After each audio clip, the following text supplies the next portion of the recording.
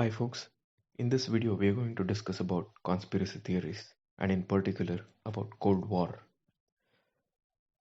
For half of 20th century, world was on the brink of war. Post World War II, United States and Soviet Union built nuclear weapons that could destroy entire planet in a matter of minutes. This is a time when both Soviet and America were waiting for an opportunity to start Third World War and prove that they are more powerful than each other.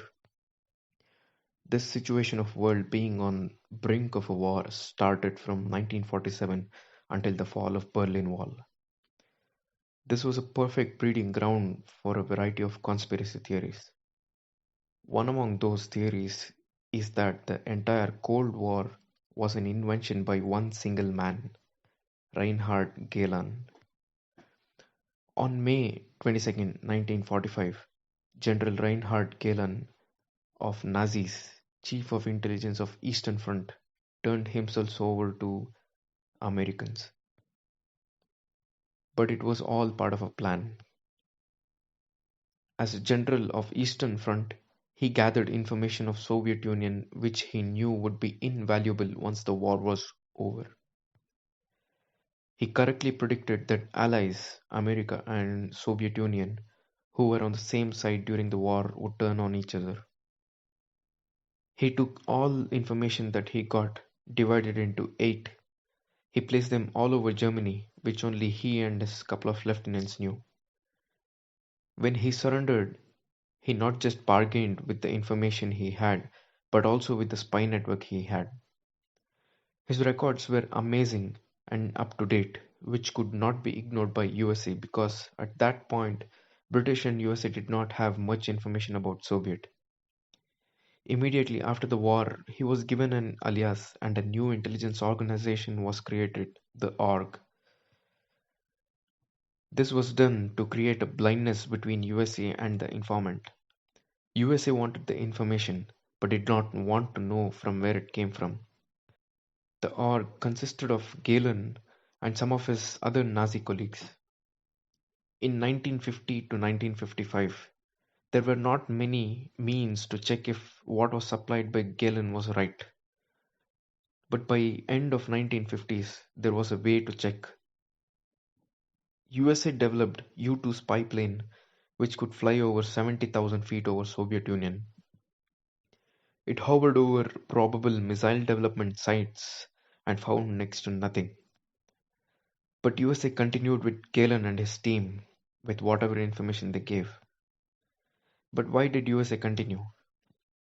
In 1960, Nixon's main election policies were to catch up with Soviet Union's missile production.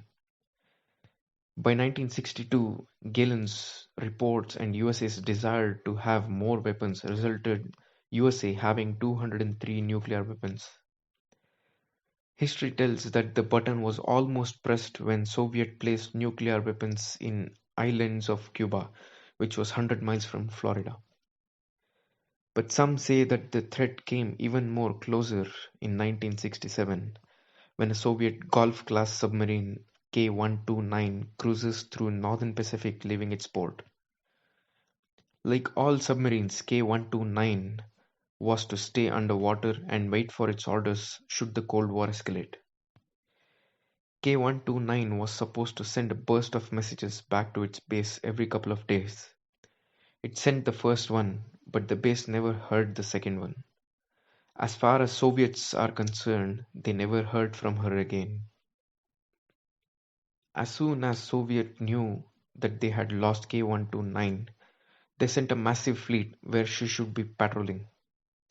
But they found nothing. But someone else knew where she could be. 100 miles close to Hawaii, American microphones underwater had picked up sounds of explosion. In months, USA submarine had picked up photos and wreckage, which proved that missiles of K-129 had ignited and that caused the explosion. The big question is, what was she doing so close to Hawaii? Experts say it was in a launching position and the missiles were in launch pads.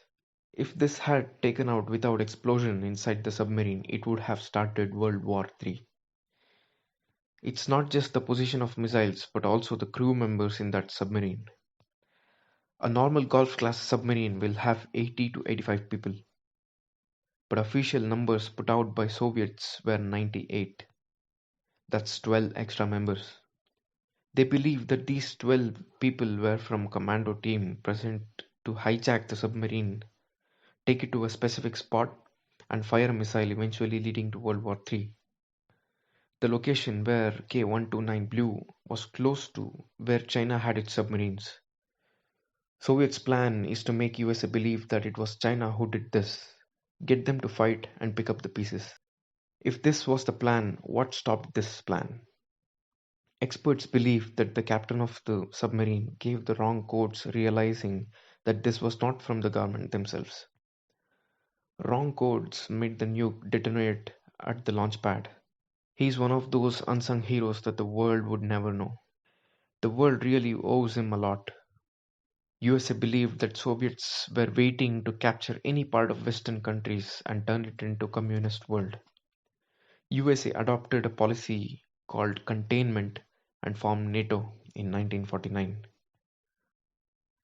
One country popped out in the scheme of things which was falling in the lap of Soviets.